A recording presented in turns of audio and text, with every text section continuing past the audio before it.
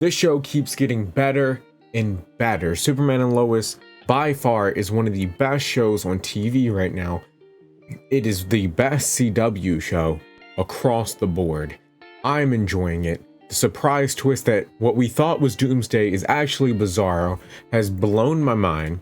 The fight sequences we are getting just threats from every direction to all our characters. You have the return of Lucy Lane from the Supergirl show. You have John hurt bad in the hospital. You have Lois' partner Christy turning on her. You have Lois being secretly recorded. You have so many things that have amped this story up to a 100. I am loving every second of it. You have Kyle being a cheater, like so many plot points, and the show does such a good job balancing it across the episode. Nothing feels like it's there too long, that there's too many things, there's too many plot points. It just works, and that's what I love about the writing of this show. The acting as well, absolutely stunning. Cinematography across the board is great. I loved how Anderson basically sent his team on a suicide mission and only one of them came back. Just excellent. They thought it was Superman at first, turns around and is like, that's not Superman. Bizarro, loving it. Every scene Bizarro was in, I was just on the edge of my seat, and that's what really is pushing Superman and Lois forward. It's what makes it unlike any other DC show on the CW. Honestly, yes, HBO Max is one of the big parts, the big producing element when it comes to this show. So is it a CW show? Is it a HBO show? It's kind of in the middle.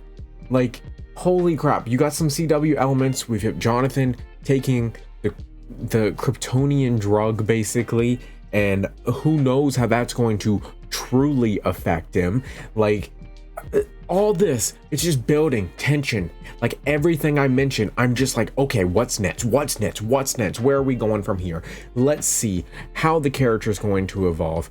Natalie basically blaming Clark, like across the board. This show is absolutely stunning.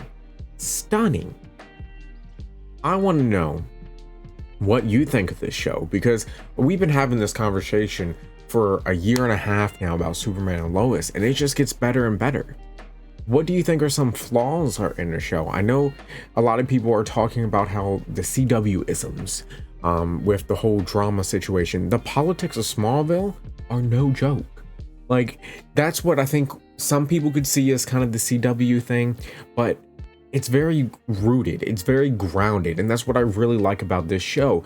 Lucy basically having an overdose, and this cult leader, it reminds me a lot of the episode of Boy Meets World where the cult leader tries to get Sean, and like Feeney and Mr. Matthews just goes ham on him. Like, that's the type of storytelling in terms of seriousness that we're getting here, and that's what I really enjoy. Like, even though it's not Superman related, like, it's on the side, the politics of Smallville, Lucy, like everything about it. Like, hey, Lois, call your dad, let's talk to him, let's have a kind of a group thing going with Lucy and Lois. Like, I would like to see that. I want to see that dynamic. I understand Lois's point of view. Like, I see where that character says, you know, mom left, I'm over it, like, it's done. Like, but I also see Lucy's point of view. Like, there's so many perspectives here that just add to this show. Overall, I give this episode a 8.5 out of 10. If you blinked, you missed a storyline.